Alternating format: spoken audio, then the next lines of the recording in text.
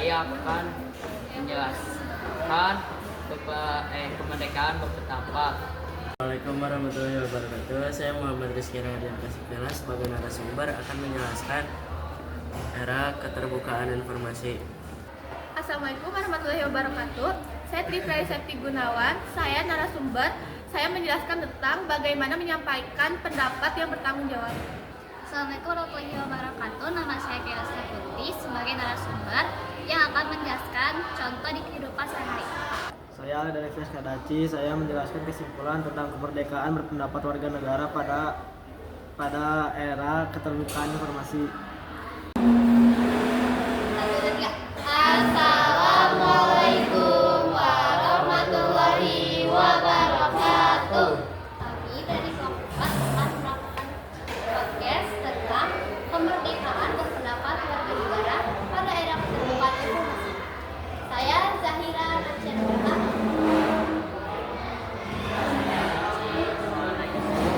Saya Muhammad Rizky Radian Kasikela. Saya Trifrey Septi Gunawan.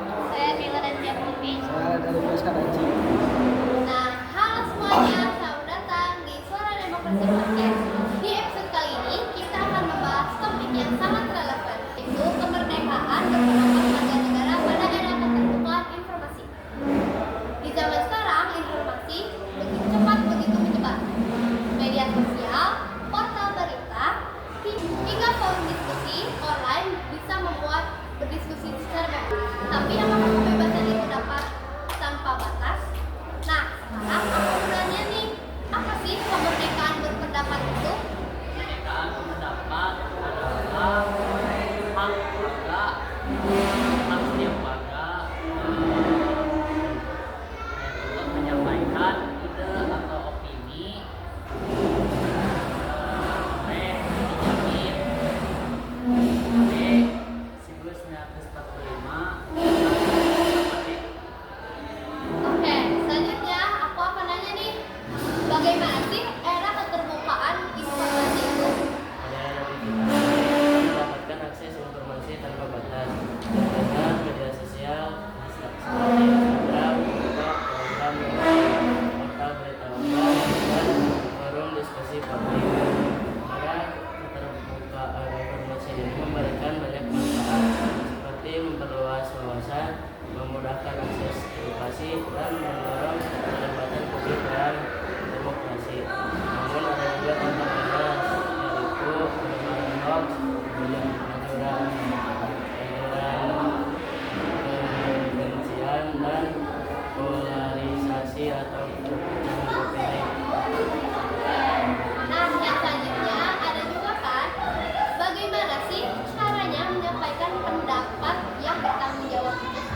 Menjadi warga negara yang bijak, kita tetap harus menjaga etika dalam berpendapat. Caranya, saring sebelum sharing. 2. Gunakan bahasa yang sopan. 3. Hormati perbedaan pendapat. 4. Pastikan sumber informasi valid. 5. Hindari hoax. Kita memang bebas berpendapat, tetapi kita harus bertanggung jawab atas dampak dari pendapat kita. Nah, contohnya tadi kehidupan sehari-hari itu gimana sih? Jadi contoh cara itu yang pertama, mengkritik kebijakan pemerintah secara edukatif. Yang kedua, mengeluarkan pendapat ketika di kelas atau di forum. Yang ketiga, membuat konten edukatif di media sosial.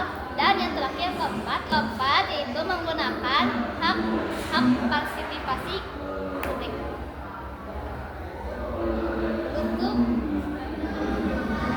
Bentuknya, jadi berpendapat kemerdekaan adalah hak kita semua. Namun kita harus diiringi dengan rasa tanggung jawab. Era keterbukaan informasi menjadi era peluang besar kita untuk bersuara. Namun kita sebagai masyarakat digital harus cerdas dan beretika. Wah, pembahasan yang tadi sangat bermanfaat. Dari obrolan kita hari ini, bisa disimpulkan bahwa kemerdekaan berpendapat adalah hak setiap warga negara. Tapi hak itu juga disertai tanggung jawab yang besar. Benar, di era keterbukaan informasi, suara kita bisa menjadi kekuatan untuk membangun bangsa. Asal digunakan dengan bijak, mari kita manfaatkan media sosial bukan untuk mencemar menyebar kebencian, tapi untuk menebarkan kebaikan, pengetahuan dan semangat persatuan. Setuju banget. Jadi, sobat pendengar, yuk kita jaga kebebasan dan pendapat ini dengan saling menghormati dan berpikir kritis. Karena suara yang bijak adalah